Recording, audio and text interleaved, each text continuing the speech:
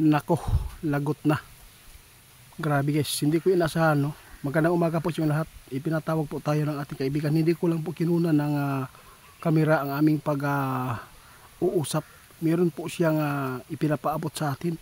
Nakita po nila kung bakit po niyanig ang Rusya ng malakas na lindol 8.8. First time po talaga nila na makatikim ng malakas na lindol. Kaya pala guys, niyanig sila dahil po ito po tandaan ninyo, grabe talaga ang nangyayari doon sa Rusya, no? First time talaga nila na makaranas ng malakas na lindol. Hindi ko lang nakunan si kaibigan kasi nagmamadali sila. Ipinatawag po sila lahat ng kanilang mga hari po doon sa kanilang kaharian dahil po si kaibigan mismo guys nagpaabot sa atin. Hindi natin inasahan ito guys na ito po yung nangyari doon sa Rusya. Pero pasalamat tayo sa Rusya, tumama. No, delikado pag dito sa ating bansa yan. Sigurado maraming taong mamamatay. Kaya pala pinatikim ang Rusya po ng malakas na lindol dahil po sa mga tao dyan na hindi na po naniniwala sa Diyos. Yun. Sobra na ang kanilang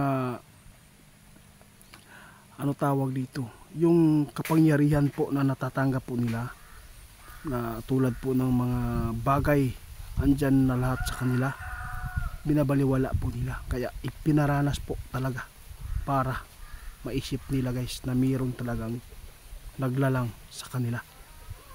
Kaya pala pinaranas daw sabi ng ating kaibigan dahil po puro material na lang na bagay ang kanilang inuuna doon. Ang natatakutan ni kaibigan dito guys, kapag nasundan ito ng malakas na lindol, mayroon pang susunod nito guys na malakas na lindol din po. Pag mabalikan sila ulit, maranasan po ulit nila yung malakas na lindol, sigurado tsunami, maraming lulubog na mga lugar dyan sa Rusya. Ito po yung tandaan natin guys, mag-ingat kayo. Sabi ng ating kaibigan kanina nang nag-usap kami, hindi ko kinunan talaga ng video para hindi po ako maiilang. Nakakatakot po ito nga ipinapaabot ng ating kaibigan guys. Sa lahat ng mga bansa na puro na lang material guys, titikim na ng Panginoon ang kanyang galit. Dito ko na alala guys, sinabi ng ating kaibigan, no? Walang ibang inaasahan, tayo sana. Tayo. Ayaw natin makaranas po ng malakas na lindol kasi maraming mga tao na mapapahamak. Sinabi po ni kaibigan kanya na itiit, kailangan na maipaabot natin ito. Yung nakikita namin, yung sinasabi sa P-Box na magkakaroon po ng tsunami, lindol. Huwag kayong mag-alala, hindi pa yan. Hindi yan mag-tsunami. Hindi pa.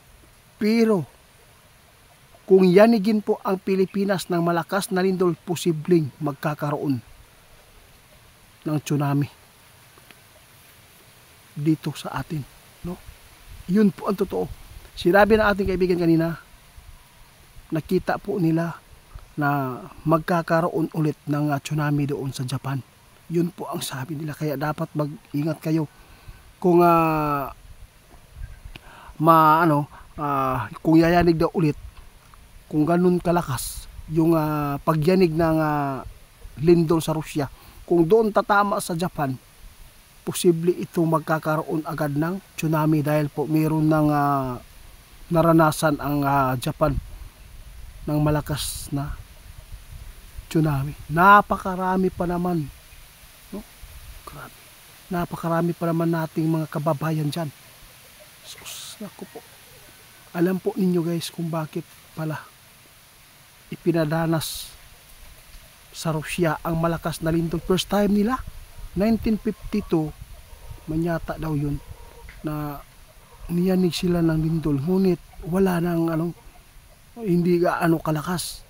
Iba ngayon.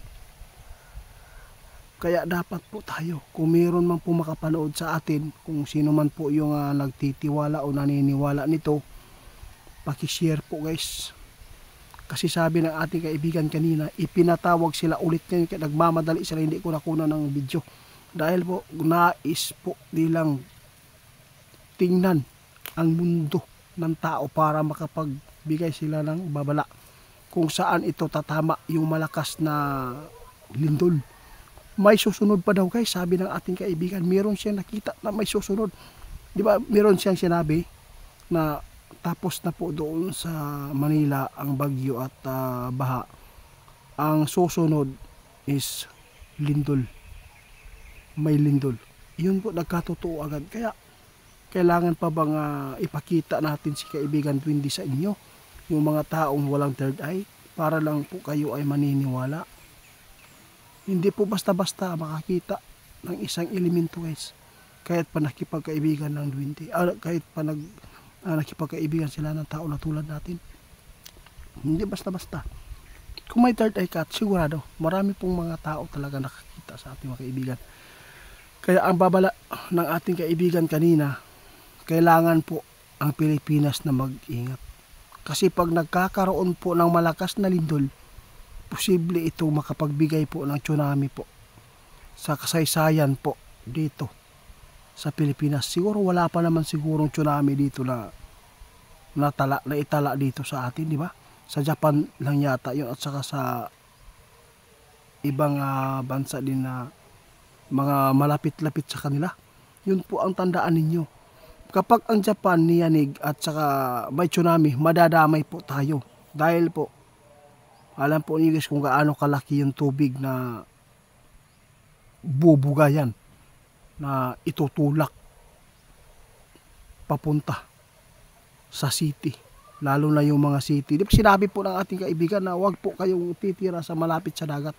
Tingnan nyo anong nangyari, naanod ang kanilang bahay. Kaya dapat maging alerto po tayo, lalo na ay mayroon ng sign na magkakaroon ng tsunami. Sign po yan guys, hindi pa yan tsunami agad, hindi pa yan tsunami, sabi ng ating kaibigan, hindi pa. No? Pag niyanig ulit yan ng malakas panalindol, sigurado maraming bansa ang maaapektuhan sa tsunami.